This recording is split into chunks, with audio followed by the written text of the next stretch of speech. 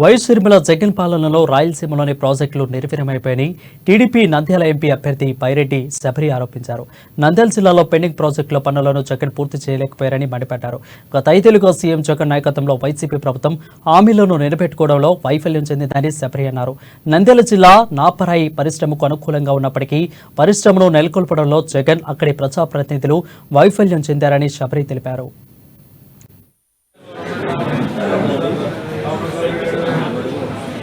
గత 5 సంవత్సరాలకు ముందు 2019లో ముఖ్యమంత్రి గారు పాదయాత్ర చేశారు, బస్సు యాత్ర, అన్ని యాత్రలు చేశారు. మరి ఎన్నో హామీలు కురిపించారు మన ముఖ్యమంత్రి గారు. నంద్యాల జిల్లాలో బస్సు యాత్రను పాదయాత్ర చేస్తూ ఎన్నో హామీలు ఇచ్చారు. దాంట్లో భాగంగా ఉదాహరణకు చెప్తున్నాను, కొన్ని హామీలు చెప్తున్నాను. నాపరాయి ఏదైతే ఉందో ప్రాజెక్టు, అది పూర్తి దాంట్లో ఏదైనా కరెంటు బిల్స్ తగ్గిస్తాను, లేదంటే ఛార్జీలను తగ్గిస్తాను, అక్కడ ఉన్న సమస్యలను తీరుస్తాను అని దాని గురించి మాట్లాడిందే లేదు. ఈరోజు ఇరిగేషన్, హంద్రీ నీవా నీటిని తీసుకొచ్చి